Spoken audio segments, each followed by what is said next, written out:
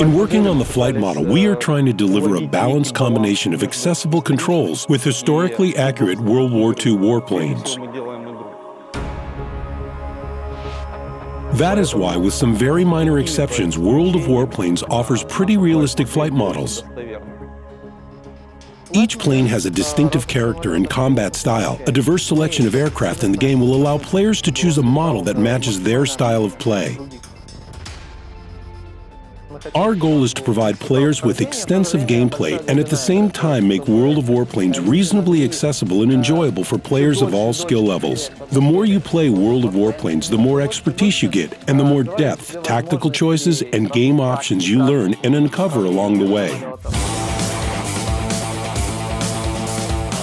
In World of Warplanes, you can do a barrel roll, take your aircraft in a vertical loop, perform an Immelman turn, and other tricky maneuvers. Being good at stunt flying will, obviously, help you to gain an advantage in combat.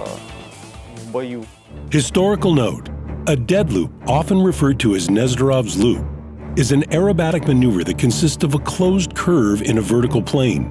On September 9, 1913, a famous Russian military pilot, Pyotr Nestorov, became the first to perform the deadly maneuver. His Nieuport 4 monoplane, powered by a 70-horsepower Gnome rotary engine, made the loop and safely landed in Kiev. The Immelman turn, named after the German World War I flying ace Max Immelman, is fairly simple but an effective aerobatic maneuver in which an aircraft accelerates and executes an ascending half-loop. Immelman often advised to fly at higher altitude than the opponent, and held a personal belief that he was more vulnerable to attack when flying at lower altitudes. The World of Warplanes flight model is built with consideration of most flight parameters, even seemingly insignificant ones, like weight and resistance strength of bomb loads and underwing weapons. World of Warplanes, however, does feature smaller distances and faster, more nimble aircraft than would be in real-life dogfights. We sacrifice bits of realism and accuracy to ensure fun and dynamic gameplay. The core principle is that players should fight their enemies, not their aircraft.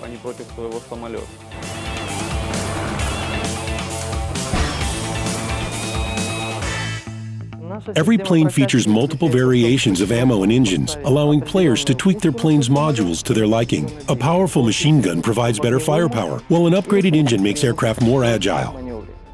Heavily armed warplanes benefit from a lower response rate. If you install extra armaments, the plane might get heavy and more sluggish, making it more suited to perform certain slow speed stunts, such as the boom and zoom. You can dive on the enemy, shoot at the target with as little power loss as possible, and zoom back out of reach of the target. Let's look closer at the upgrade system through the example of the LA-5 fighter. Historical note: the Lavochkin LA-5 modifications. The first LA-5 took flight on March 21, 1942. The aircraft had 3 serial modifications and 2 prototypes.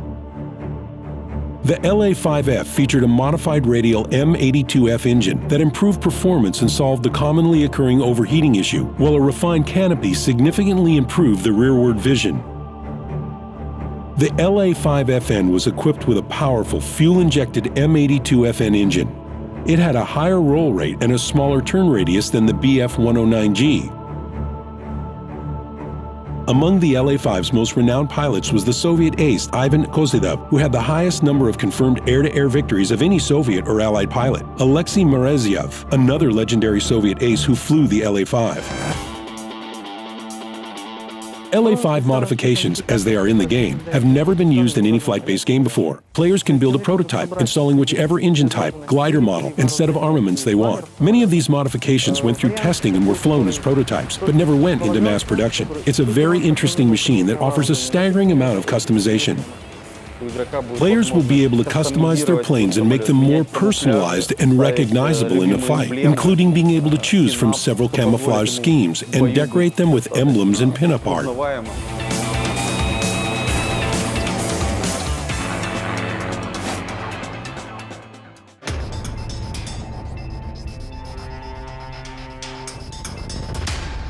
The damage system provides a certain degree of realism and illustrates the vulnerability of aircraft in the game.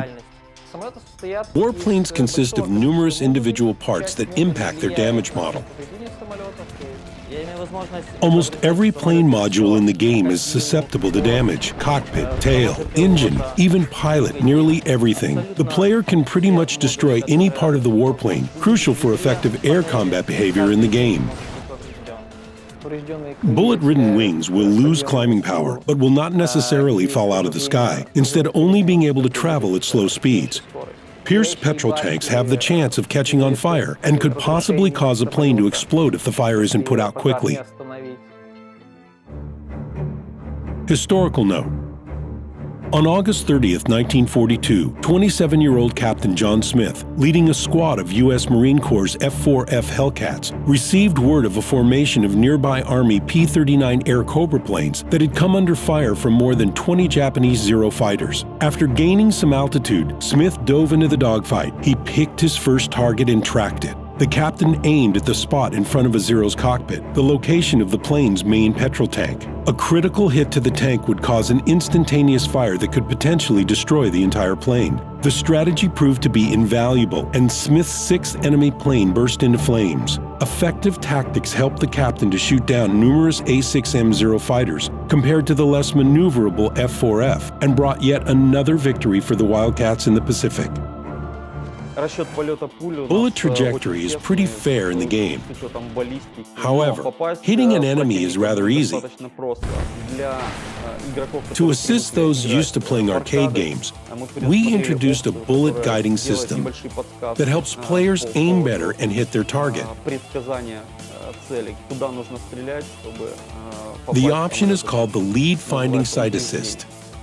We also have various ground and naval targets in the game. There are ground-based AA guns, enemy land bases, enemy ground facilities, and installations that can be attacked. Naval targets are mainly combat ships and vessels that can also be attacked with a variety of weapons. The best way to attack ground targets is to use rockets and bombs. The ground attack planes are the best choice for air-to-ground missions.